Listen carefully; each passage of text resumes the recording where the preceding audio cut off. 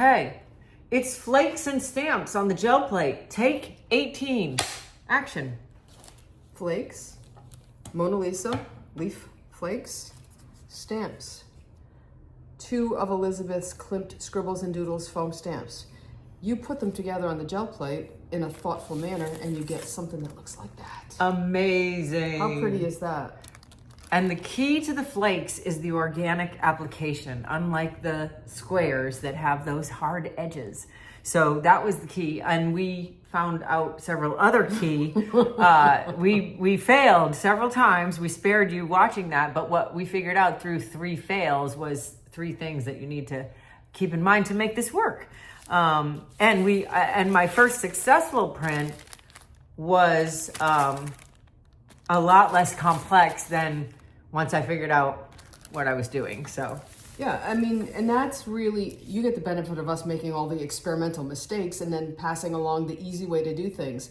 But it's part of the process that we go through for a lot of things, and not everything. I mean, when we have new stencils or whatever, gel printing is gel printing and we experiment and we play. But when you're working with something that is, you know, not the norm, right? You have to find a way around the things that at first blush look like they don't want to work. Yeah, that's the thing. Don't get discouraged. If you think it's going to work, keep on trying, because that's what happened with us today. So. Yeah, so. All right, we'll show you the successful part of the process. And it's actually very easy to do. Yeah, once you know what you're doing. There's that. All right, here we go. So as messy as these Speedball Metal Flakes Mona Lisa, I don't know why they have to have 2 branding names. Do you? Here we have Mona Lisa and there we have Speedball. Yeah. I think these people bought out Mona Lisa. I think you're right. Anywho, the metal flakes, they're loose and they're bits and pieces, and they are a nice way to get a more organic application of the metal leaf. The sheets, the square sheets, you can put across the gel plate, but you get square edges, and you have square edges. So I thought it would be fun to do the flakes to have a more organic application. So I'm going to include with them, with the metal flakes, some stamping with my Klimt Scribbles and Doodles foam stamps, and then a couple of different colors, and then we're going to pull it with a metallic paint color. So I'm using opaque colors on these heavy body acrylics so that my stamp patterns will not be translucent or transparent, so we won't see the gold flake through them. You could experiment with transparent and translucent colors as well. It's not a rule that they can't be. I just thought that I would use 2 opaque colors. So we've experimented with this, and Barb and I, and we figured out some key things. The first one is that ultimately you have to let this print dry on the plate with the paper on it for quite a bit before you pull it. We'll get to that. And the second one was, I don't know what. Pulling it from the back? Is that what Yeah, pulling it from the back. But the first time I did it, I put all my stamps down first and put my flake behind it. This time I want to put some stamps under the flake and some stamps over the flake so that the flake and the stamp pattern kind of intermingle rather than being on 2 separate planes. I thought that would be a little bit more interesting. So I'm putting the paint right on the desktop, the nonstick craft sheet, and then I'm just going to brayer it over the surface of the stamp like that. The reason why I'm brayering instead of using a paintbrush, of course, is that we only want the paint to be on the design area of the stamp and not down into the low spaces so that we can get a good impression. So sometimes I'll do this on another gel plate off to the side, but this desktop surface is working just fine. Also, you can dab it in there once you get it nice and brayered out flat. So we'll do that. Okay, so then I'm going to set that aside, and I'm going to get we could make it under the blue and over the pink. That sounds like fun. That sounds like fun. I need another brayer, though. There we go. The good news is we have plenty. We do. So this will be a little bit off camera, but I'm going to do the same thing with the pink and the brayer. And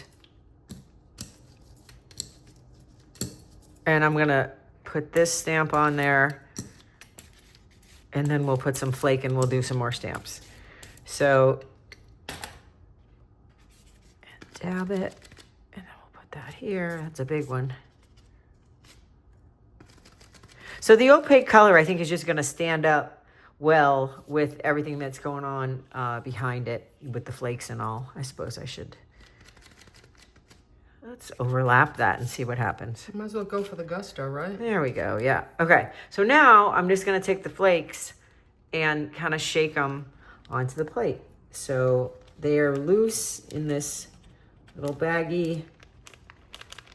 And any that end up on your desktop surface, you can wipe them with a wet paper towel, gather them all up with a wet paper towel to throw them away. I know that it looks a little messy, but they will cling to the wet paper towel. So what I did the first time I did this was just to get those to go flat. I used a piece of wet strength tissue. It can even be the one we end up printing on. And I just put it down and kind of to have them make contact with the plate. But you don't want to rub too hard because you don't want to pull up the stamping pattern. So I'm just giving it a light touch to get it to stick. And now I'm going to put another bit of stamp on top of the flake. So let's come back to this one. And I'll put this like in here. And hopefully it doesn't pull it off a little bit, but not too bad. And then we'll do the pink one. Looks like we got a little bit of blue in there, which would make a neat purple, which could be kind of interesting, Barb. Might as well go for it, right? Right, let's add the... If you don't play, you never know. All right, so we get a little bit of a periwinkle color here. And, oh yeah, that's nice. Ooh, like that. And I'll put that here.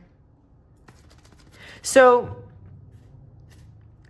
you're just gonna rinse your foam stamps to make sure that the paint does not dry on the surface of them, because that will make them so that they don't work quite as well when the surface gets crusty with acrylic paint. So keep that in mind. Yeah, she'll be very sad. They look pretty, but they don't work. Yeah, they don't. You don't want that crusted surface to be your printing area. So that does pull a little bit off, but I was generous with the flake. And then, you know, you can also be, I just shook it out of the bag, but you could also be a little more specific, you know, putting it where you want it. That's a lot of leaf flakes. Yeah, there's a lot of leaf in that bag, so there's a ton to keep you for a while. It's exciting. You can have many, many leaf parties with this stuff. Leaf parties. I'll get that off.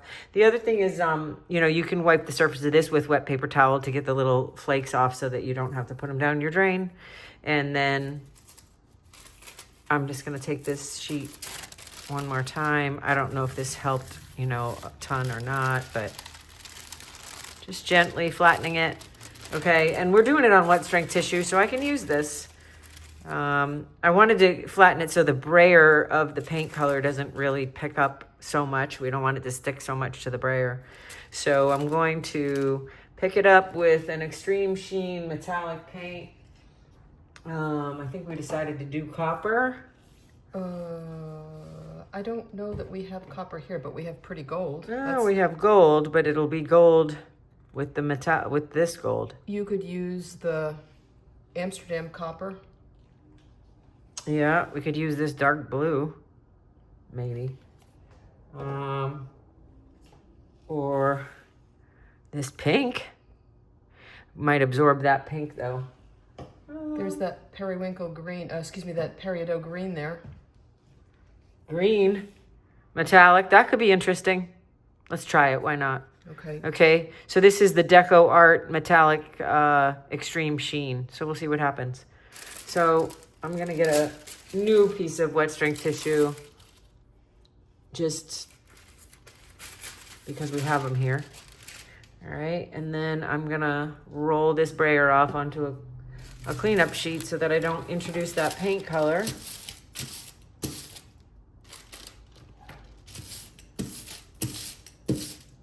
Because if we put purple in the green, it's not going to be very green. No, we have some cleanup to do here, but that's okay. Okay. What is it? You got to break a lot of eggs to make an omelet. Sometimes you just have to make a mess to make great art. Yes. This is true. All right, so that's a thinner paint, which is kind of nice. Although I'm feeling like I should have shooken it because it doesn't look very sparkly. I think you see it more when it's dry. Okay. But we'll figure it out. We'll find out. But obviously, word to the wise, shake the extreme sheen paint.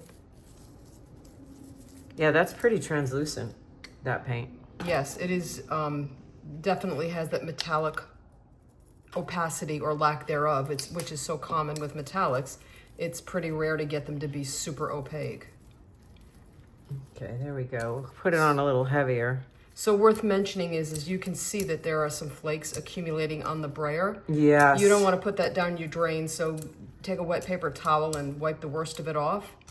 And then, it's much easier to clean. Yeah, just a wet paper towel or a baby wipe and just wipe all of this off so that you're not putting it down your drain. So now I'm going to put the wet strength tissue onto this. Give it some pressure with the Baron. And we're going to let this dry. And that's going to take a bit. And that's the key. One of the keys, one of the things we figured out is that you can't pull this right away. You really have to let it dry to get that flake to really adhere to the paper. So you're going to have to give it 5 or 10 minutes. So we're going to shut off the camera, let this dry, and clean up some of our flakes. So one of the other things we learned in this process as we were experimenting is that it works better to peel the gel plate off the paper than the paper off the gel plate. So we're going to flip this over. And that yellow tone that you're seeing is just because my gel plate is stained. It's pretty though. It's interesting. So now we're just going to roll the gel plate off of the paper. We found that the metallic leaf tends to release better that way. That's pretty That awesome. is pretty awesome. We have a little bit left, but we have the majority of it on the paper. Well, and you used a lot of flake too. I did. I probably went too heavy on it, but Is there such a thing as I don't know. As too much flake or leafing? Whoops. It's a pretty cool print. Now, the best way to get this off of your gel plate is to put tape. Use some packaging tape, and just the tape will pick up the paint and the metal leaf. You could probably wipe it with a wet paper towel too, but if you really just want to pull that off, we use the clear packaging tape. Now, I'm just going to tap this down.